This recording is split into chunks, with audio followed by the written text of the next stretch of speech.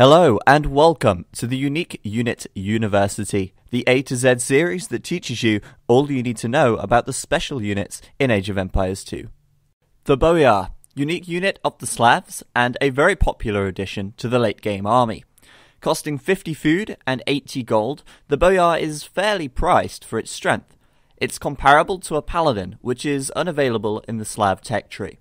But with one main difference, the Boyar has very high melee armor, with base armor of 4 melee and 1 pierce non-elite, and 6 melee and 2 pierce when upgraded to elite. The Boyar has 100 hit points non-elite, and 130 hit points when elite. This is upgradable with bloodlines from the stable for an extra 20 HP. Husbandry can also be researched from the stable to increase the Boyar's movement speed. The Boyar benefits from the cavalry armor upgrades at the blacksmith, which the Slavs can fully research, as well as the infantry and cavalry attack upgrades, which are also fully unlocked in the Slav tech tree. The stats of a fully upgraded Boyar are shown here. I like to think of the Boyar as the Slav paladin, though it does excel in some different areas to the paladin. Whilst the Boyar has less health but the same attack of a paladin, they still come out on top when fighting against them. This is because of their higher melee armor. The Boyar is fantastic at dealing with all infantry with the exception of the spear line, as well as all cavalry. This makes them great for supporting your siege units from cavalry attacks, or even spearheading an attack against a player using mass infantry such as the Goths.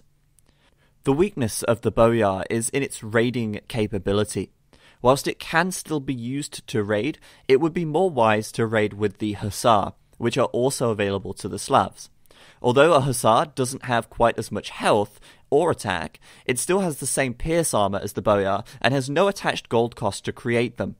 Couple this with the Slav farming bonus and you can easily create Hussar to raid while saving your castle production to make the Boyar, which can be used to support your strong siege units.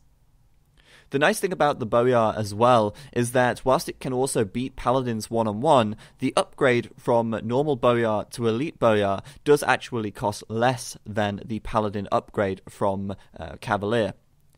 This is great if you're in the pocket position and you know that the other enemy pocket is civs such as the Huns, the Franks, or the Spanish, which are likely to make paladin as well.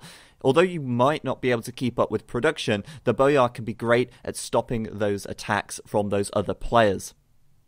Keep your Boyar away from arrow fire if you can though. Playing them against mass archers will be very costly, and the Slavs have fantastic siege, so you're better off using that instead. Their siege units cost 15% less, and your siege onagers will give you a much better return on investment against archer armies. You'll also want to stay away from the Mameluke, the Teutonic Knights, and also be very cautious around samurai, which will not kill your Boyar, but will offer a good return on investment to the Japanese player. The Boyar are a real force to be reckoned with, but remember that one-unit armies are rarely a good idea. Utilize the rest of your very powerful Slav tech tree and keep the Boyar for their specific purposes. Thanks for watching, and I'll catch you in the next episode of the Unique Unit University.